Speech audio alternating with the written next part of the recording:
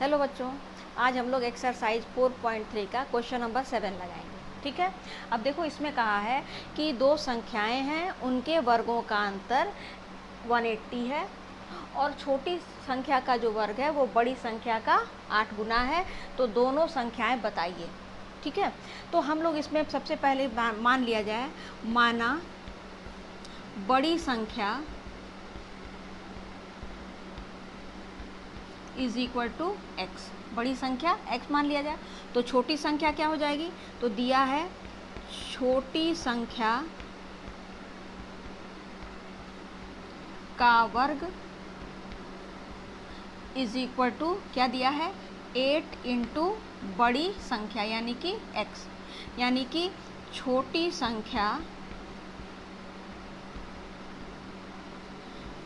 संख्या का वर्ग मतलब छोटी संख्या का whole square is equal to 8 into x. यानी अगर हमको छोटी संख्या निकालनी है तो छोटी संख्या इज इक्वल टू, जब इधर से स्क्वायर हटाएंगे तो इधर क्या हो जाएगा? √8x। क्लियर हुआ? यानी बड़ी संख्या हो गई x और छोटी संख्या हो गई √8x। ये तो हो गया। अब कहा है कि दो संख्याओं के वर्गों का अंतर कितना है? 180। अब हम लोग लिख सकते हैं प्रश्नानुसार, यहाँ पर भी प्रश्नानुसार था।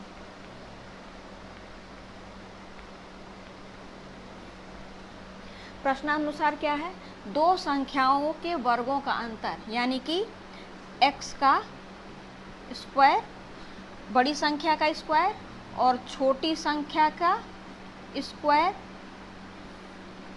दो संख्याओं के वर्गों का अंतर यानी डिफरेंस कितना है? 180। क्लियर हुआ?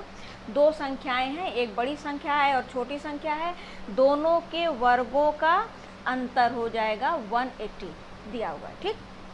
अब हम लोग को इसको सिंप्लीफाई करना है तो ये हो जाएगा आपका एक्स स्क्वायर माइनस √8x का स्क्वायर करेंगे तो 8x हो जाएगा इज इक्वल टू 180, या इसको हम लोग लिख सकते हैं एक्स स्क्वायर माइनस 8x, 180 को लेफ्ट साइड में लेते हैं, माइनस 180 इज इक्वल टू 0। अब हम लोग इसको डायरेक्ट फार्मूले से लगाते हैं तो इसकी तुलना क्या किया जाए? ax square plus bx plus c is equal to 0 से तुलना करने पर तुलना कर दिया जाए तो a is equal to 1, b is equal to -8 और c इज इक्वल टू -180, या x इज इक्वल टू हम लोग वैल्यू निकाल सकते हैं माइनस b की जगह पे -8 प्लस माइनस √b² मतलब -8 का होल स्क्वायर -4 इंटू a की जगह पे 1 इंटू c की जगह पे -180 अपॉन 2, a की जगह पे 1। फार्मूला तो आप लोगों को याद होगा ही। ठीक है। या हम लोग कर सकते हैं x is equal to 8 plus minus -8 का स्क्वायर 64 माइनस और माइनस प्लस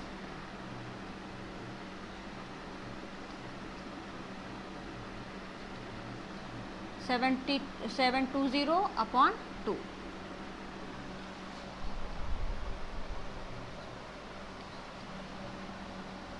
ठीक है। अब इसके बाद हम लोग लिखते हैं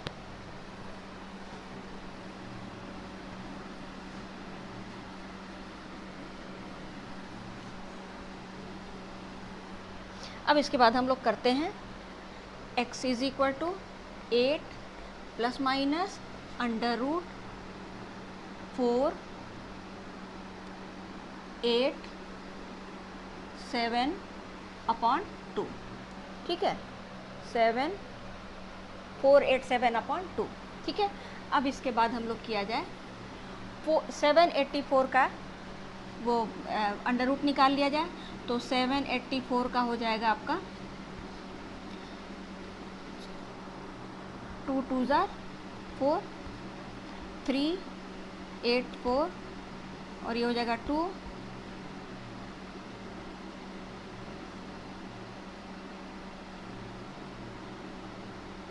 8 बार ले जाया जाए, 8 8 जार 6, 38, ठीक है। तो ये कितना हो जाएगा 28, यानी x is equal to 8 plus minus under root 28/2, ठीक है।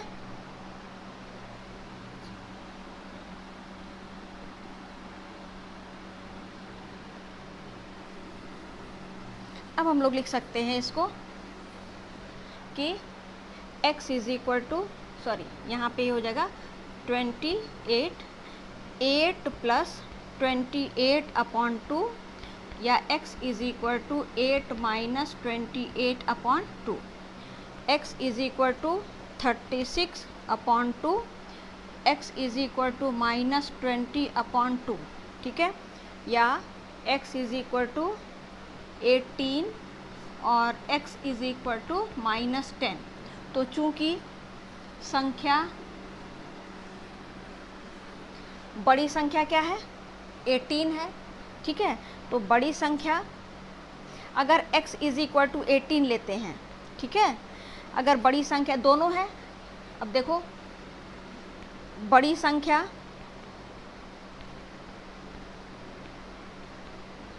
Is equal to 80 is equal to x is equal to 18, और छोटी संख्या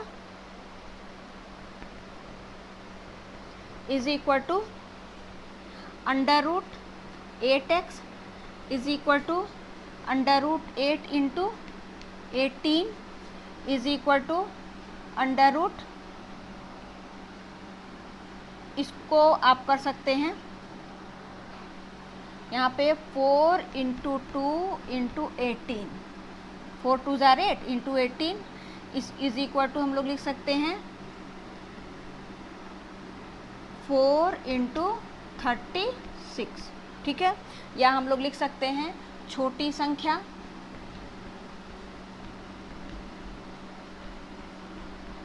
इज इक्वल टू, देखो 4 का अंडर रूट करेंगे तो 2 और 36 का करेंगे तो 6 इज इक्वल टू 12, यानी बड़ी संख्या हो गई 18 और छोटी संख्या हो गई 12।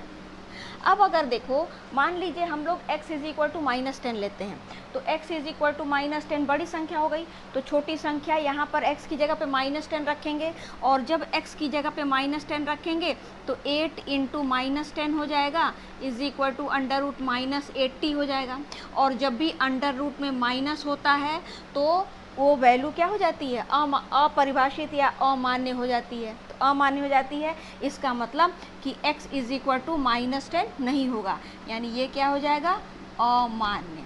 बस आप इसको यहीं पर लिख देना अमान्य, ये सब करने की ज़रूरत नहीं आएगी। क्लियर हुआ? तो ये हो गया आपका आंसर, ये बड़ी संख्या इज इक्वल टू 18 और छोटी संख्या इज इक्वल टू 12। क्लियर हुआ? अब हम लोग आते हैं नेक्स्ट क्वेश्चन पे।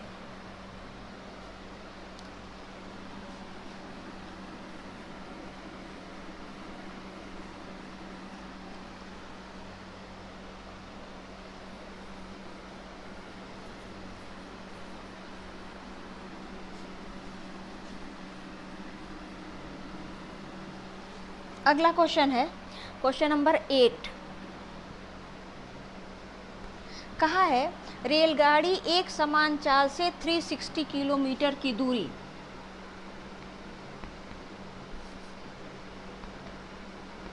रेलगाड़ी द्वारा एक समान चाल से तय की गई दूरी is equal to 360 kilometre, 360 kilometre, ठीक है। यदि यह चाल 5 किलोमीटर प्रति घंटा अधिक होती तो वह उसी यात्रा में 1 घंटा कम समय लेती। रेलगाड़ी की चाल ज्ञात कीजिए, ठीक है। तो अब कहा जाए, माना कब पूछा क्या है, पूछा है रेलगाड़ी की चाल। तो जो चीज़ पूछता है उसको हम लोग पहले मान लेते हैं। तो यहाँ पर लिखा जाएगा माना रेलगाड़ी की चाल is equal to x kilometre प्रति घंटा। क्लियर हुआ। अब अगर मान लीजिए वो ये कहा है कि 5 किलोमीटर प्रति घंटा अगर उसकी स्पीड ज़्यादा होती तो कोई बात नहीं, अभी अगर वो चलता है जनरल तरीके से, यानी अपनी चाल जो है x किलोमीटर प्रति घंटा ही रखता है, सामान्य तरीके से चलता है, तो वो पता किया जाए कि 360 किलोमीटर दूरी चलने में कितना टाइम लेगा। तो लिखा जाएगा रेलगाड़ी द्वारा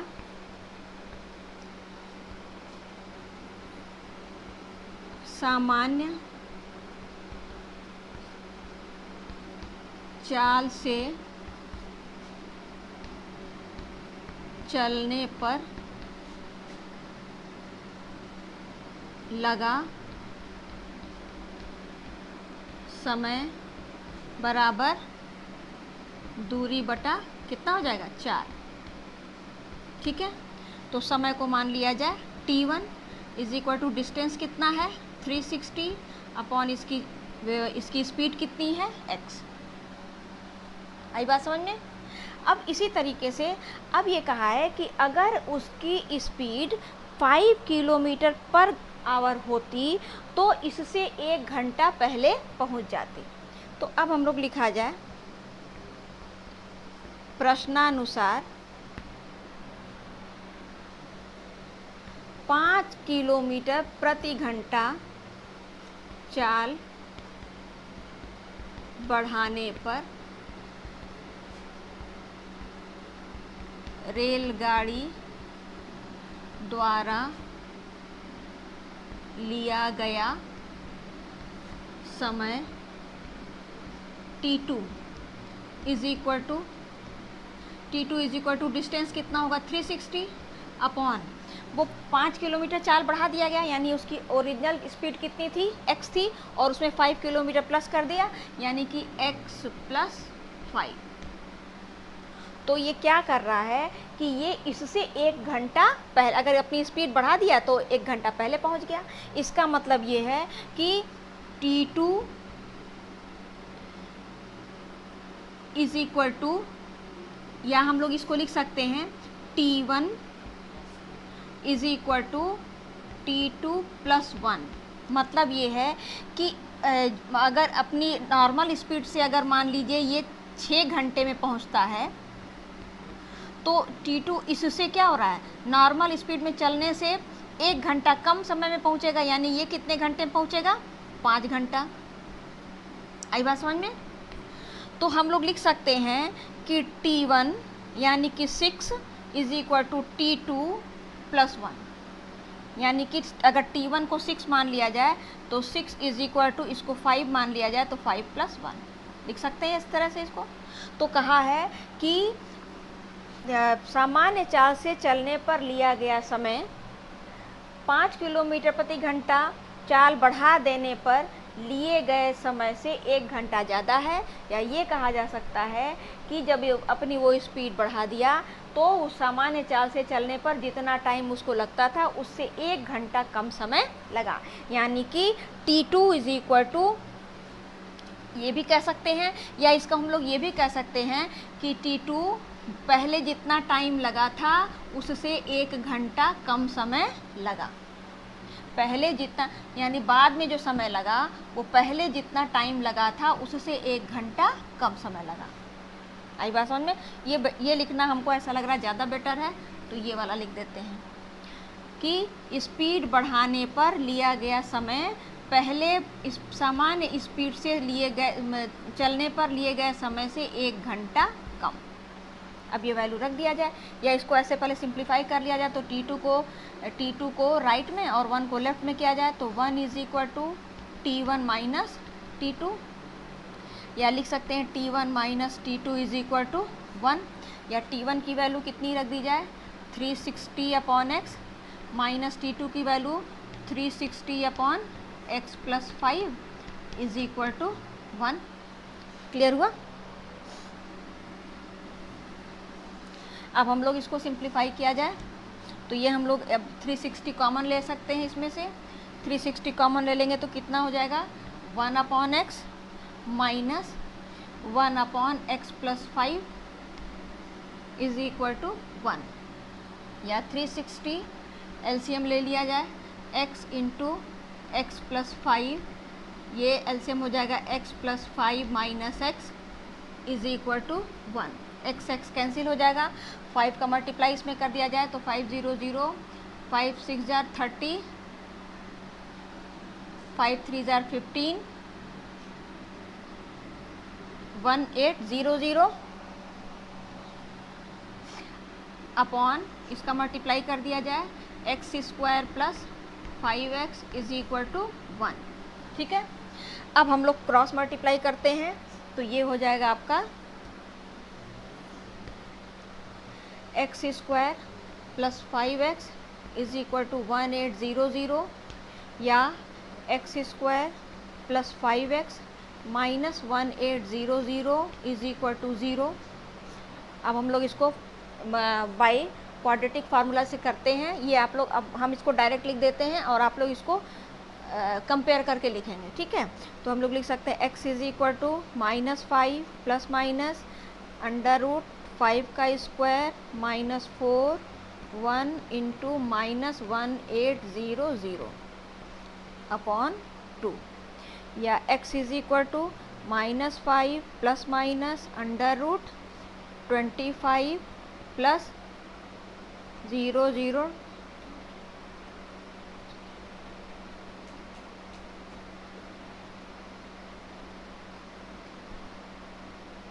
अपॉन 2। ठीक है, अब इसके बाद हम लोग लिख सकते हैं, अब इसके बाद हम लोग कर सकते हैं x is equal to -5 plus minus 7225 upon under root 7225 upon 2। ठीक, अब इसके बाद 7225 का हम लोग अंडर रूट निकाल लिया जाए तो 7225 का अंडर रूट हो जाएगा 8 8 जार 64, यहाँ पर 8 यहाँ पे 16, ये हो जाएगा 8 2 5, 5 बार ले जाएं तो 5 5 जार 25, 32 8। ठीक है, यानी 85 आ जाएगा। ठीक है, तो ये हो जाएगा आपका is equal to -5 plus minus 85 upon 2, x is equal to, अब यहाँ पर x की 2 वैल्यू आ जाएगी,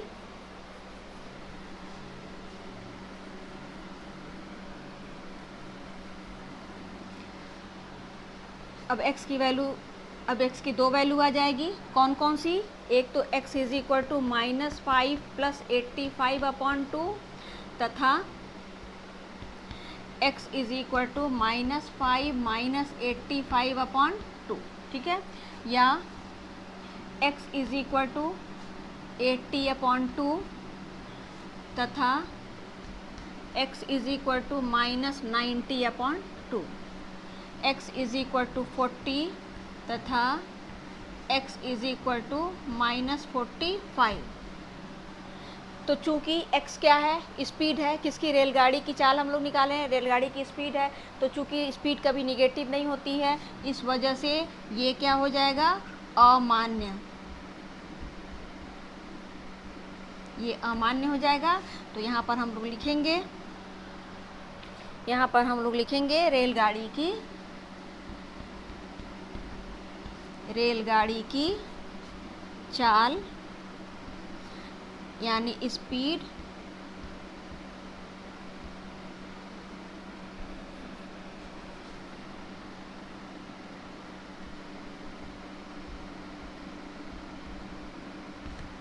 is equal to x is equal to 40 kilometre per hour. ये हो गया इसका आंसर। अब मेरे ख्याल से आप लोगों को ये क्वेश्चन समझ में आ गया होगा। और अगर समझ में आ गया होगा और वीडियो मेरा पसंद आया होगा तो प्लीज़ इसको लाइक और सब्सक्राइब के साथ साथ बेल आइकन दबाना ना भूलिएगा। और अगर कोई परेशानी हो तो कमेंट बॉक्स में लिखिएगा, आप लोगों की समस्या दूर करने का प्रयास करेंगे। Thank you.